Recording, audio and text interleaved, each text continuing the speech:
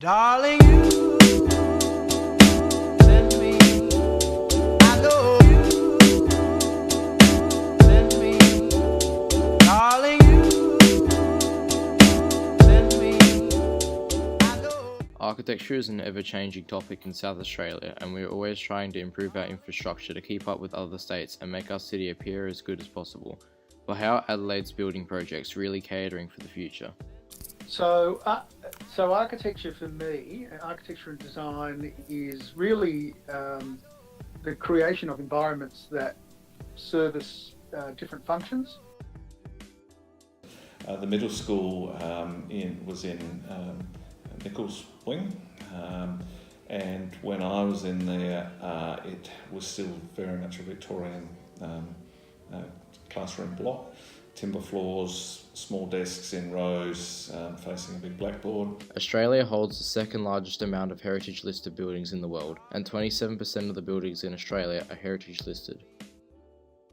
Contemporary teaching is really very different. I mean, we don't sit in rows in classrooms anymore. All teachers have different teaching styles, and that varies with each teacher and probably with each faculty.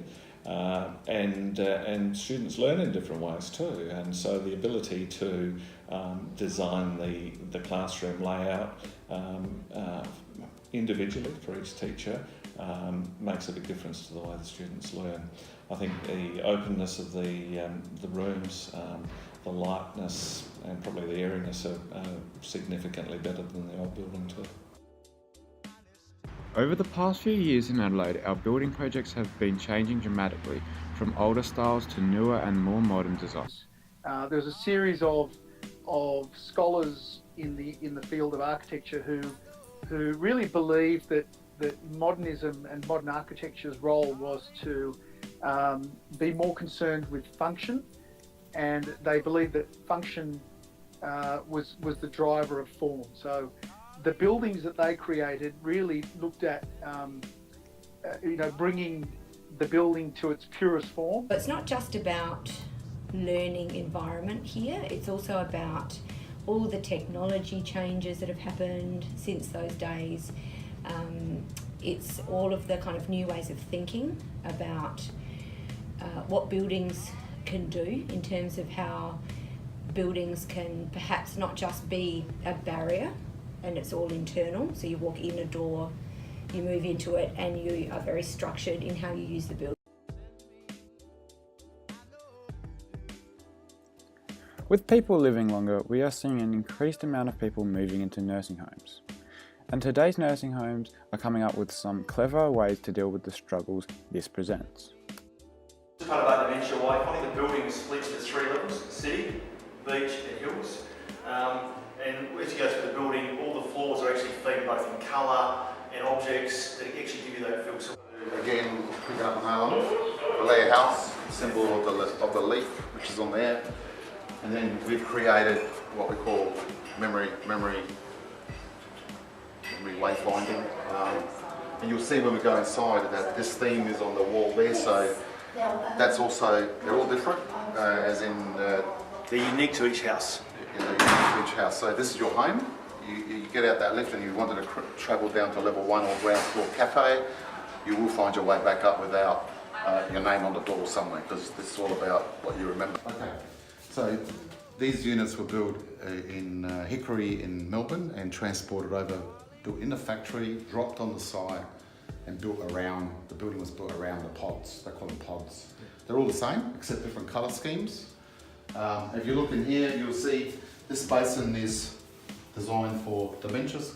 There's not one facility in South Australia that has this type of basin. Again, not that you're going to get your hands scalded, but poor vision, big tabs on the tap handle. I think, firstly, that the apartment development has some public spaces, recreational spaces and communal spaces for the residents. So sometimes that might be a rooftop garden, rooftop veggie patch or something like that. Sometimes you could have a gym or a pool or some recreational facilities. I think having some sort of social or recreational facilities in the apartment building is important. Say Rollins in this case. Rollins was designed not so much for South Australian people, but the Chinese market.